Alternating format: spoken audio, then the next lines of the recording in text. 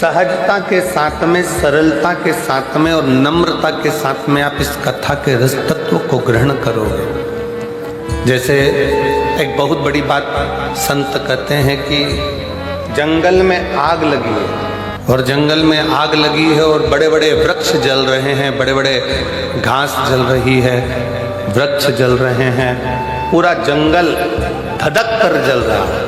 पर जंगल में आग लगने पर वृक्ष जल रहे हैं, घास जल रही है, पर पूरा जंगल जलने के बाद जब देखा गया तो उसमें जो छोटी छोटी दुर्वा थी, छोटी छोटी जो घास थी, छोटी छोटी दूब थी, वो दुर्वा नहीं जली, वो बच गई। बड़े वृक्ष जल गए, बड़ी बड़ी घासें जल गई, पर छोटी छोटी दुर्वा, छोटी छोटी दूब वो बच गई, क्योंकि वो दबी की दबी रह गई। थोड़ा सा पानी गिरा, वो दुर्वा फिर उछल, फिर बढ़ना प्रारंभ कर दी। शिव महापुराण की कथा कहती है कि भगवान की कथा में, गुरु की शरण में, परमात्मा की शरण में, ईश्वर की शरण में, संत की शरण में, परमात्मा की कथा में जब भी पहुँचो उस समय पर बड़े बनकर नहीं, छोटे बनकर जाओगे तो गुरु और संत और शिव की कृपा की दृष्टि से फिर बढ़ते चले जाओगे। थोड़ा छोटा बनकर, एक विशाल नदी है, बहुत बड़ी नदी, उसको अभिमान आ गया, और बहुत बड़ी नदी को जब अभिमान आया, बहुत बड़ी नदी को जब अहंकार आया, अभिमान आया, तो उस नदी ने समुद्र से कहा, समुद्र मैं दुनिया की सबसे बड़ी नदी हूं और बड़ी विशाल हूं, अगर तुझको मुझसे कुछ चाहिए तो बोल, मैं दुनिया की सबसे विशाल नदी हूं, सबसे बड़ी नदी हूं। समुद्र, तुझे कुछ चाहिए हो तो मुझसे बोल, अगर तुझे कुछ चाहिए तो मुझसे बोल, मैं तुझे दे सकता। समुद्र ने हंसकर कहा, नदी मेरे पास में तो माणिक है, मोती है, सोना है, चांदी है, हीरा है, पन्ना है, रतन है, माणिक, औषधि सब मुझ में।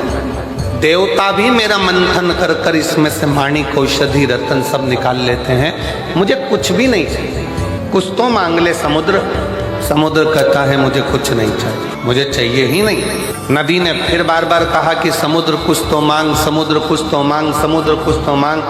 समुद्र ने कहा, नदी अगर कुछ देना चाहती है तो मुझे हरी हरी दूबा, हरी दूब, दुर्वा जानते हो ना सब लोग, हरी घास, हरी दुर्वा मुझे ला कर दे। नदी ने कहा, क्या रे समुद्र, तुम मांग भी रहा है तो मुझसे क्या मांग रहा है, केवल हरी दूबा, हरी घास, मैं अभी लेकर आती हूं। नदी ने घाट के किनारे पर लगी हुई घास को, दुर्वा को अपनी जल की लहर से तोड़ना चालू करा। जैसे ही जल घाट पर जाता है, जैसे ही जल घाट पर पहुंचता है, वैसे ही दूबा के ऊपर पानी गिरता है तो दूबा नीचे झुक जाता है। फिर पानी आया, फिर दुर्वा नीचे झुक गई, पानी के वजन के कारण दुर्वा नीचे झुकती, फिर पानी आया, फिर नीचे झुक गई।